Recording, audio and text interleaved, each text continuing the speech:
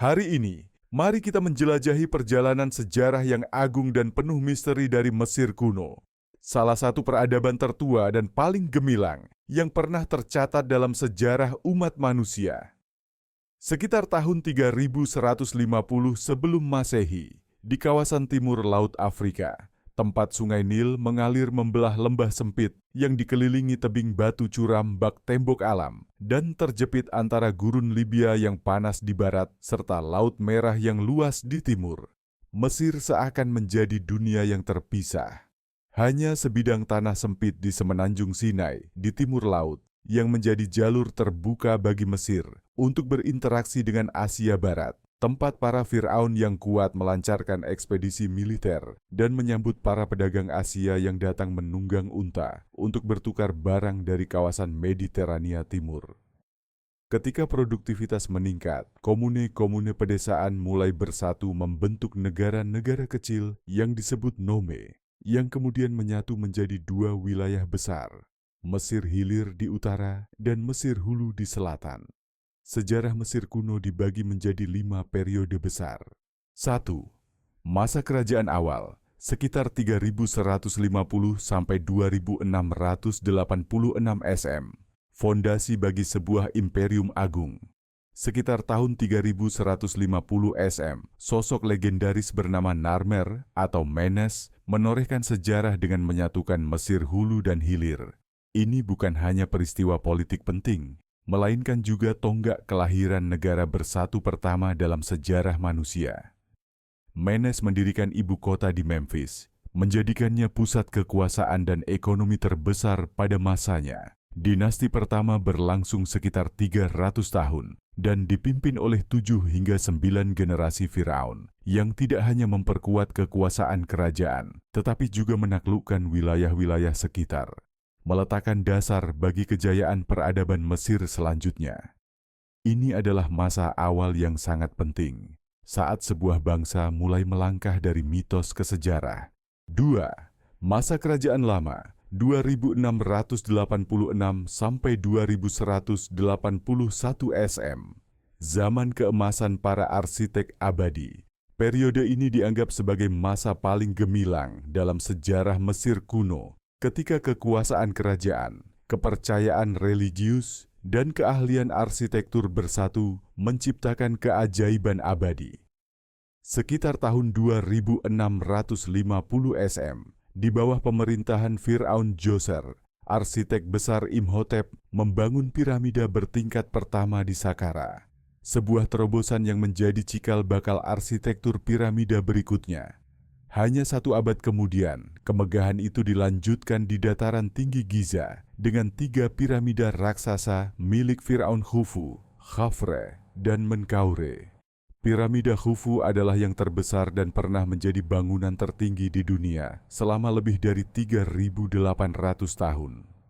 Monumen ini bukan hanya lambang kekuasaan para Fir'aun, melainkan juga bukti kuat akan keyakinan mereka pada kehidupan setelah mati. Namun, kemakmuran itu tak bertahan selamanya. Sekitar tahun 2200 SM, Mesir dilanda perubahan iklim dan kekeringan berkepanjangan, menyebabkan krisis ekonomi dan politik. Kekuasaan Fir'aun melemah dan negara jatuh ke dalam kekacauan, menandai masa kemunduran pertama dalam sejarah peradaban ini. 3. Masa Kerajaan Tengah, sekitar 2055 hingga 1650 SM. Era kebangkitan dan ekspansi melintasi gurun. Setelah masa kekacauan, sekitar tahun 2055 SM, Raja Mentuhotep II dari Thebes menyatukan kembali Mesir dengan mengalahkan penguasa Herakleopolis. Kemenangannya tidak hanya memulihkan tatanan negara, tetapi juga membuka jalan bagi kebangkitan besar yang dikenal sebagai Kerajaan Tengah. Ini adalah masa ketika Mesir bangkit dari tidur panjangnya, mengembangkan ekonomi, meluaskan wilayah, dan memperkuat status sebagai kekuatan besar. Di bawah pemerintahan Fir'aun Senusret I, sekitar tahun 1950 SM, Mesir mulai menambang tembaga di semenanjung Sinai, langkah strategis yang memperkaya negara dan memperkuat kendali atas wilayah perbatasan. Sekitar tahun 1800 SM, mereka menemukan oasis Karga, bukan hanya sumber air di tengah gurun, tetapi juga lokasi militer dan perdagangan penting. Namun, kejayaan itu tidak bertahan lama.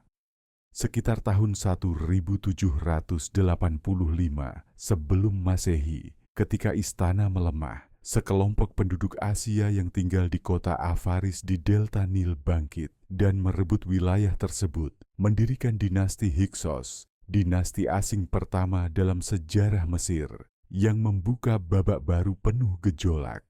4. Masa Kerajaan Baru 1550 hingga 1070 SM. Era kejayaan kekaisaran terbesar Mesir, sekitar tahun 1570 SM, setelah ratusan tahun berada di bawah kekuasaan Hyksos, para raja dari Tebes membentuk pasukan untuk melawan dan akhirnya mengusir Hyksos dari tanah Mesir.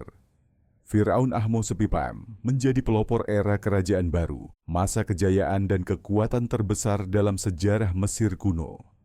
Di bawah pemerintahan Tutmosis I dan terutama Tutmosis III, dijuluki Napoleon dari Mesir kuno, kekaisaran Mesir mencapai puncak kekuasaan. Tutmosis III memimpin lebih dari 17 ekspedisi militer, termasuk pertempuran Megiddo sekitar tahun 1460 SM, mengalahkan aliansi para pangeran Suriah dan memperluas wilayah Mesir dari Nubia di selatan hingga Sungai Efrat di utara, sebuah kekaisaran sejati di dunia timur kuno. Sekitar tahun 1360 SM, Raja Amenhotep IV melakukan reformasi agama besar-besaran. Ia meninggalkan sistem politeisme dan hanya menyembah dewa matahari Aten, mengganti namanya menjadi Akhenaten, dan memindahkan ibu kota ke Akhetaten, kini Amarna. Namun, reformasi ini menimbulkan perpecahan dan segera dibatalkan oleh penerusnya seperti Tutankhamun dan Horemheb. Tahun 1279 sebelum Masehi, Rameses II, dikenal sebagai Rameses Agung, naik takhta dan membawa Mesir ke masa kejayaan terakhirnya. Ia memimpin perang dalam pertempuran Kadesh melawan Kekaisaran Hitit. Meski hasilnya imbang, peristiwa ini menandai penandatanganan perjanjian damai pertama yang terdokumentasi dalam sejarah umat manusia. Pertama, masa kemunduran dan perpecahan 1070 hingga 332 SM, saat Mesir kehilangan jati dirinya. Setelah kejayaan kerajaan baru, Mesir memasuki masa kemunduran panjang. Mulai tahun 1175 SM, negeri ini terus-menerus diserang oleh bangsa laut dan orang Libya.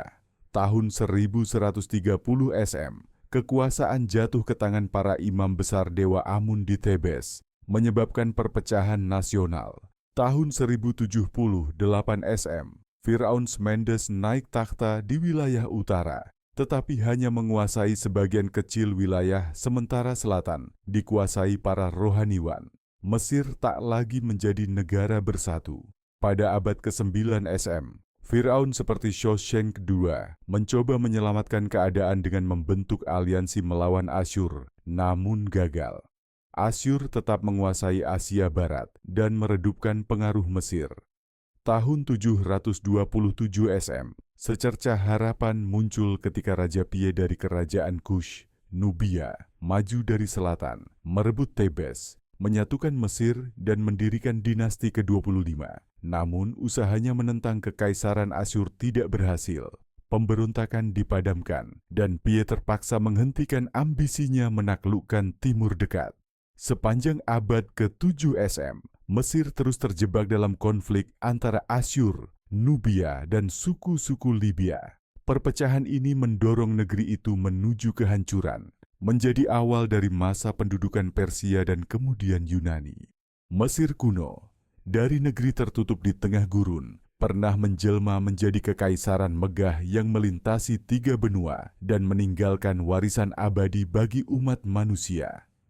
Setiap lembar sejarahnya adalah bukti kecerdasan, ketangguhan, dan hubungan abadi antara manusia, para dewa, dan semesta.